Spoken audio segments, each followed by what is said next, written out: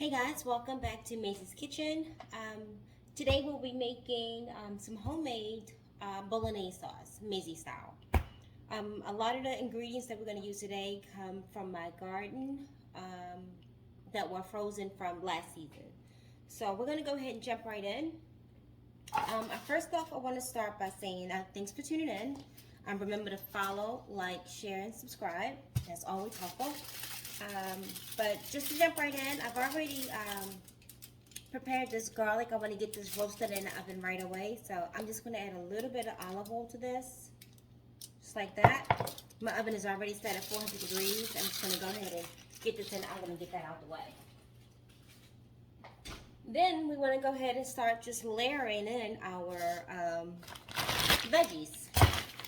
So I have this foil here. It's just a baking sheet. I'm going to put a little bit of olive oil on the bottom there. These tomatoes we harvested out, like I said, last season, and I freeze them whole. That works for me with the skin on, because all of that will get taken care of when we actually blend it down for the sauce. So we're going to go ahead and get this all poured on. And there's a variety of different tomatoes in here. I have some cherry tomatoes. I mean, they're all different sizes, nothing specific. And these are frozen. They're going to go right in the oven frozen. I have a few baby carrots here. We're going to throw those in. I have some tomatillos. These are going to roast in the oven as well. I'm just going to maybe cut these in half. Okay, put those in there. I probably should have did this before I got on camera, but it's okay. We live and we learn, right? Put those tomatillos in there. And then we're going to add some red onion. I'm just going to cube these up. Nothing special. Just small enough so they can get some char in them when we get them in the oven. Throw those in there.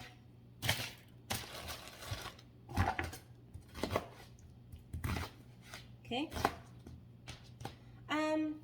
I would also like to know if you guys make your own bolognese sauce, what you put in yours. If you can add that in the comments, that would be wonderful.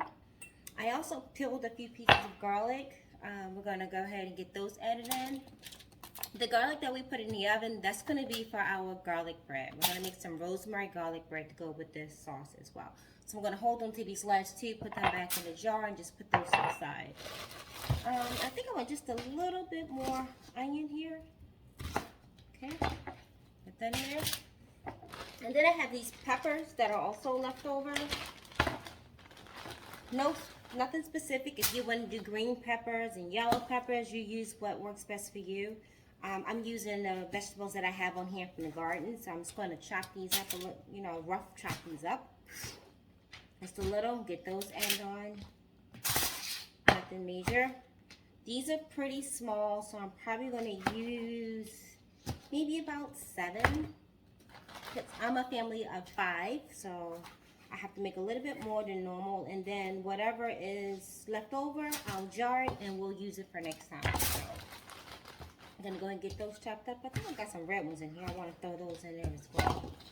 Get them out the way. And if you notice, I'm saving my tops because I'll take these seeds and I'll get these back in my grow room, and we'll start getting our peppers ready for next season. I'll go ahead and get those germinating. So nothing goes to waste. They're going to go back in this bag when we're all done cutting these up, and that's going to get us started for next year. And if you follow my story, you'll see that I did that in one of my other videos on how I just took these tops and got them started and put those in the ground. Actually, a little bit later, I'll take you out and show you what those plants look like now, so you'll kind of get an idea. It's a really good feeling to be able to grow your own food and see how it comes out. I think that's a great thing. So we have a few more peppers left in here.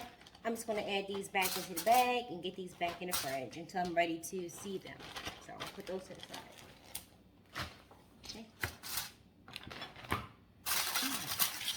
So now that we have all of our frozen veggies on here, oh, here's another time. I knew I had 3 of these. I just wasn't sure. But we're going to go ahead and get this one cut and add it as well.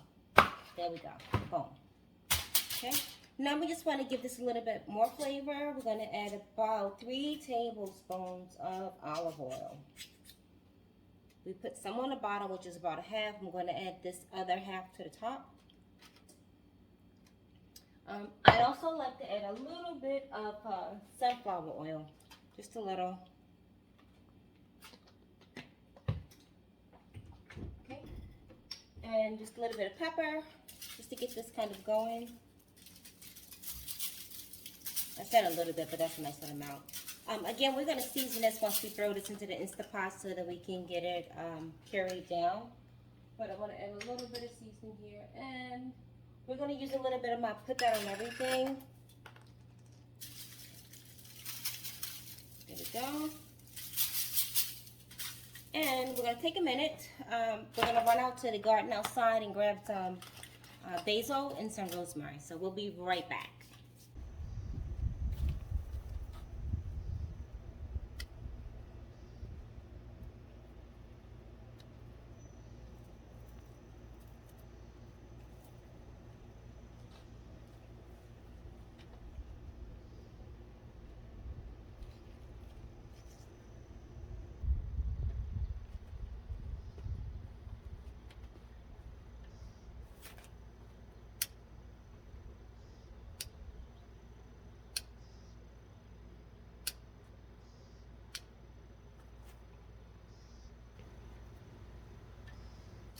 So guys, we're back. We went out to the garden. We grabbed a couple of pieces of rosemary. We're going to just add these sprigs in here. We'll pull these out before we get to blend it up. We grabbed a couple of pieces of fresh basil. We're going to get those added in here. Okay. We already had some parsley, so I'm just going to grab a little bit of that and add that in here. More there. I grow parsley all year long on my window ledge and also in a little pot that's right outside my door. The herbs that I use the most, I grow in pots right outside the door so they're easily accessible. And then we want to take a couple of pieces of this green onion. Again, I'm not really cutting things up small because it's going to get blended down anyway. And that looks pretty good to me. And I think we're going to add just a little bit more olive oil. We're going to get this in the oven.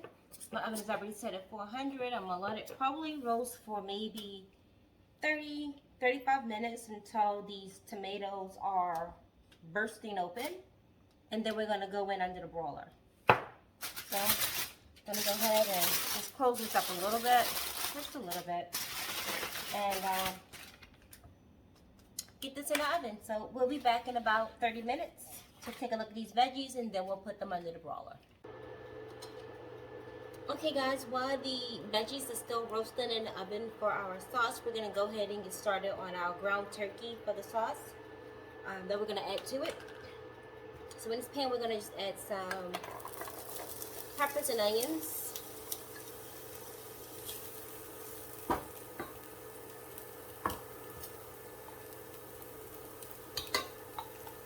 Garlic,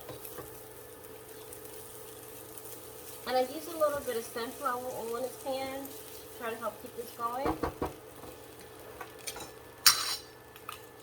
I'll add just a teaspoon of sugar to help sweat these onions down. And then we're also going to add just a tad bit of water, just a tad bit. And we're going to put a lid on this and just let this sweat for a little bit, and then we'll get our ground turkey added to this. So, those look pretty good. So we're going to go ahead and get that ground turkey added in. Alright.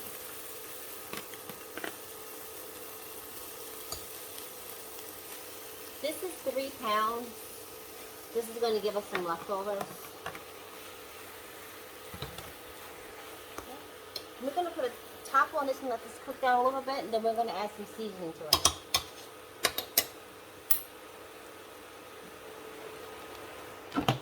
And we'll be back.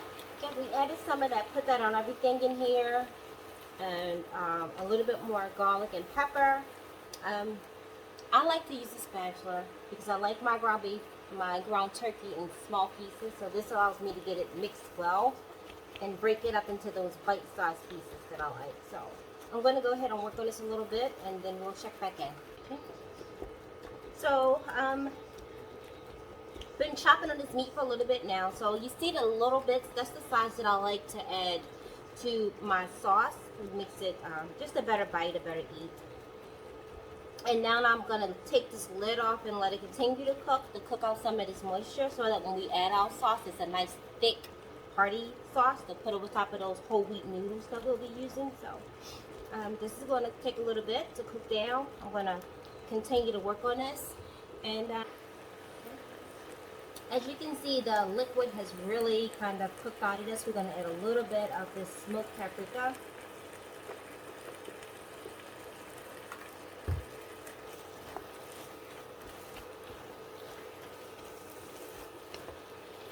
And then we're going to just go ahead and put this on low simmer and just let it simmer for a little while we get back to working on those veggies for the actual tomato sauce.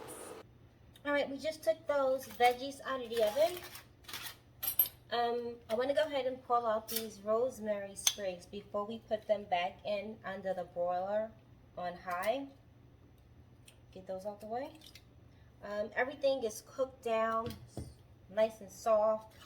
Some juice in here. We're going to drain most of it off before we blend this down. So I'm going to go ahead and put this back in the oven under the broiler for maybe about 10 minutes. And then we'll get started on pulling this sauce together. Okay guys, these veggies have been under the broiler for 10 minutes. For 10 minutes, we are going to go ahead and get these transferred over into this pot. Hopefully I can do this seamlessly. That's the reason for using the foil. It kind of gives you a little bit more control. It's very hot. So we're going to, I'm going to do this off camera. Okay, so I found an easy way to do this, guys, because I didn't let it cool off like I usually do. So I'm just going to just tilt the pan in and bend the foil a little bit and get all of those veggies into that pot.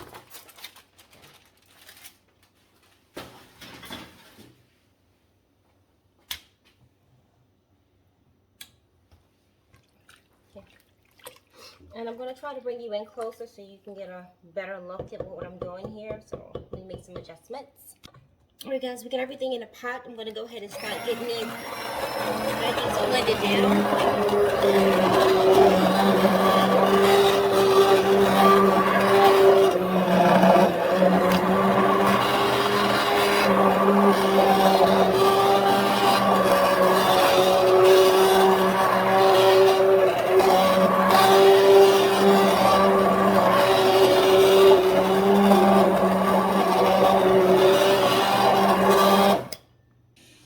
Okay guys, this is pretty much done. I'm going to go ahead and put it back in the Instapot on saute just to let it cook together a little bit more. And then we'll come back when we're blending the meat together and we'll go ahead and get started on those noodles. See guys, we're going to get our water going for the noodles. I just add, it's going to be quick, I just add a little bit of olive oil to my water.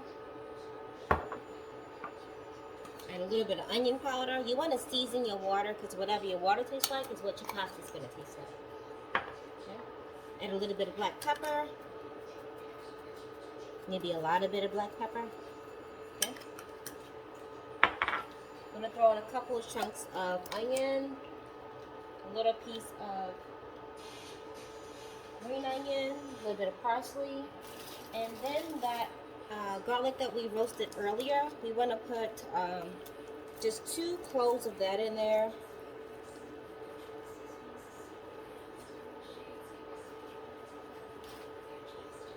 Okay, give this a nice little stir. And then we're going to add in some sea salt. I'm going to be really generous with that. That's about a tablespoon. And then we're going to let this just come to a boil. And once this is boiled, I'll taste the water to make sure it's what I want to taste. And then I'll scoop out all of the aromatics that we added and we'll add the pasta to it. We're going to bring this to a boil Scoop everything out, and then we're gonna boil our whole wheat pasta for about 12 minutes. That's gonna give you some al dente pasta, which is how I like mine. So we'll be back. All right, guys, the ground turkey is cooked down. It's ready to go. That sauce that we made from those veggies, this is the final result. I did transfer it into my Vitamix blender just to get it the texture what I wanted. Usually I can get it that way with the submersible, but it didn't work out that way today, so I just put it into my Vitamix. And now we're going to just go ahead and start adding this sauce to this ground beef, to this ground turkey. I stand corrected. Okay. And I like my spaghetti sauce thick, so I want to stir this together before we continue to add more. I like a hearty sauce to go over those noodles, so this is looking pretty good. Maybe just a little bit more there. See that? Yeah, that's about what I like. Yep.